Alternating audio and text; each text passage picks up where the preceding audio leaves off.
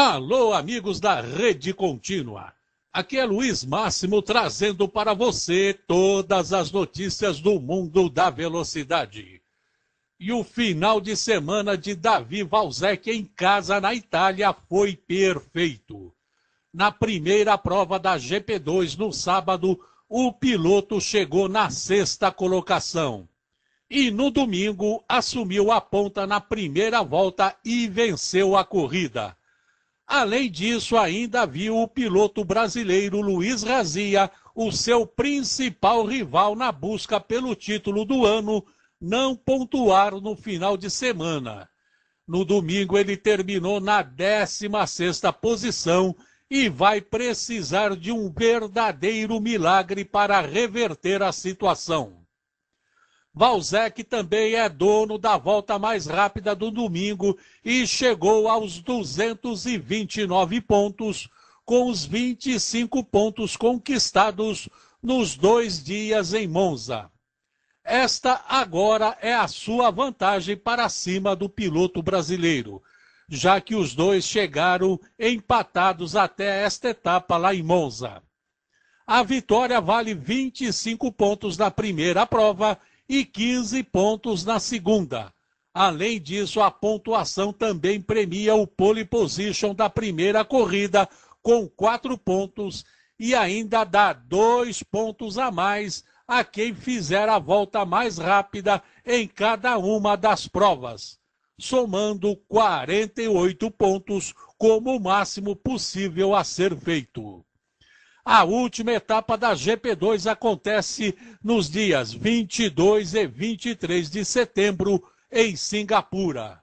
Então, só para lembrar, Davi Valsecchi lidera com 229 pontos, seguido de Luiz Razia com 204 pontos e James Calado na terceira posição com 160 pontos.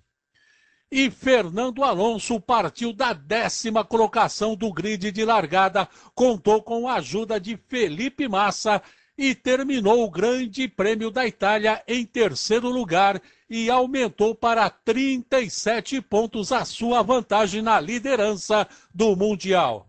Então, desta forma, o piloto da Ferrari não teve dúvidas e classificou o domingo como perfeito.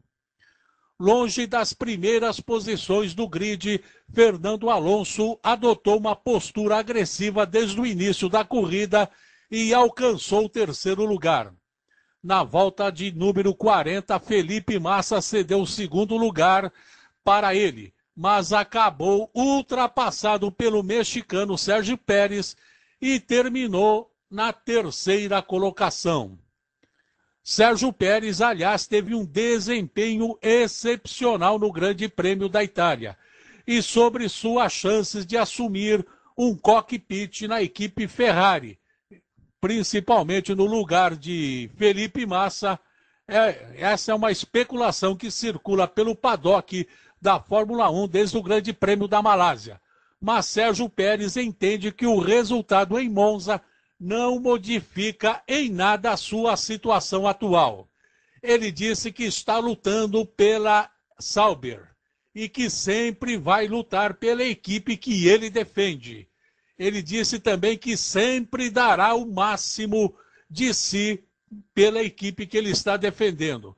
E para encerrar o assunto, ele disse que qualquer piloto faria o mesmo.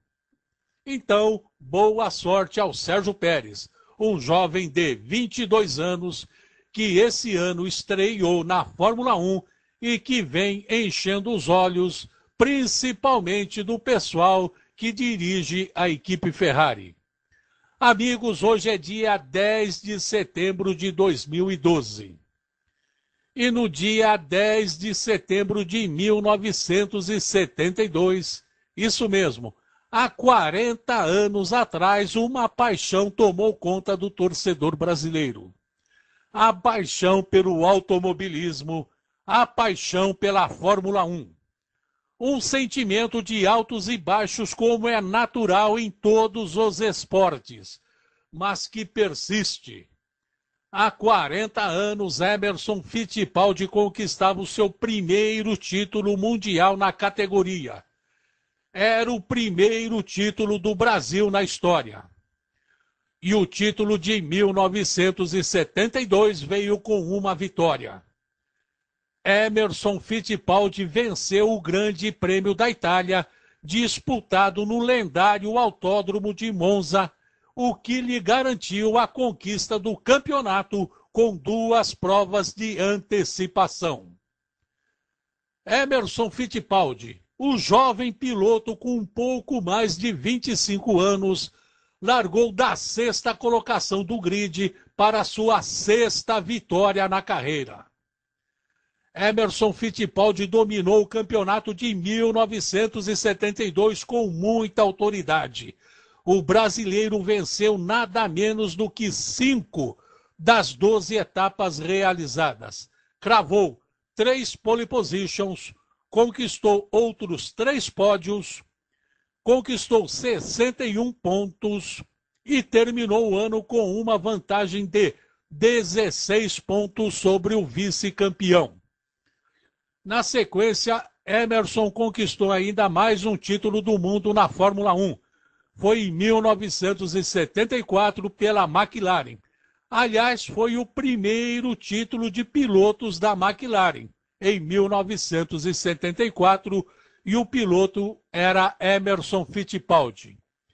Também foi 2 vezes campeão mundial, em 1973 e 1975, e alcançou outras 8 vitórias. Anos depois se transferiu para a Fórmula Indy e foi campeão nos Estados Unidos em 1989, vencendo também naquele ano pela primeira vez as 500 milhas de Indianápolis. A segunda foi em 1993. E o piloto, na década de 1960, já havia sido campeão inglês de Fórmula 3 em 1969. Ele estreou na Fórmula 3 inglesa em Mallory Park, pela escuderia de Jim Russell.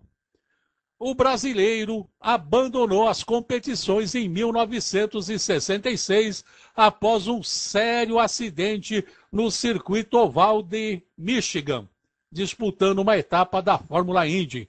O Greg Moore foi tentar ultrapassá-lo, tocou no carro dele e ele foi para o muro e quase ficou paraplégico. E em 2008, 12 anos depois desse acidente, aos 62 anos de idade, Emerson Fittipaldi participou do campeonato da GT3 Brasil como piloto convidado e então parou de correr definitivamente.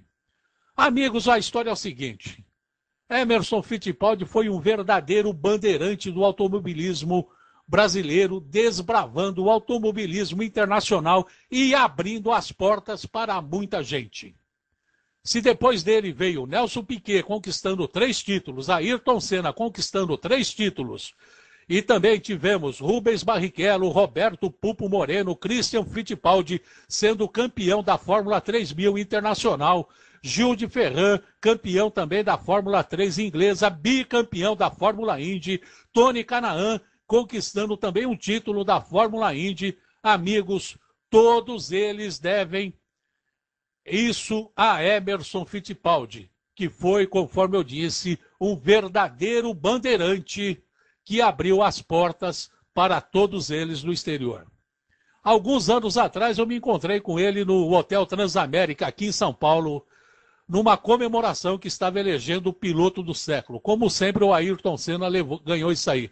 Eu ainda conversei com ele, dei os parabéns a ele, perguntei qual o segredo da jovialidade que ele tem até hoje. Ele riu comigo, a gente se abraçou, tirou fotos que eu tenho no meu arquivo até hoje como uma verdadeira relíquia. Então eu só posso dizer a você, Emerson Fittipaldi, muito obrigado por tudo que você fez pelo automobilismo brasileiro. Em 1970 você teve a primeira vitória na Fórmula 1, no Grande Prêmio dos Estados em Watkins Glen. é uma coisa muito importante, porque você também é o responsável pelo primeiro e único campeão póstumo da Fórmula 1. Você vencendo essa corrida nos Estados Unidos, o alemão naturalizado austríaco Jochen Rindt se tornou campeão mundial. E até hoje, aqui no Brasil, o que eu acho muito estranho, não fizeram nenhuma homenagem digna a você. Quem sabe um dia o pessoal se lembre de tudo isso e venha lhe prestar as devidas e justas homenagens. Mas até lá, eu só posso dizer para você, em nome de todo o pessoal aqui da Rede Contínua, muito, muito, muito obrigado por tudo que você fez pelo automobilismo brasileiro e também pelo automobilismo mundial.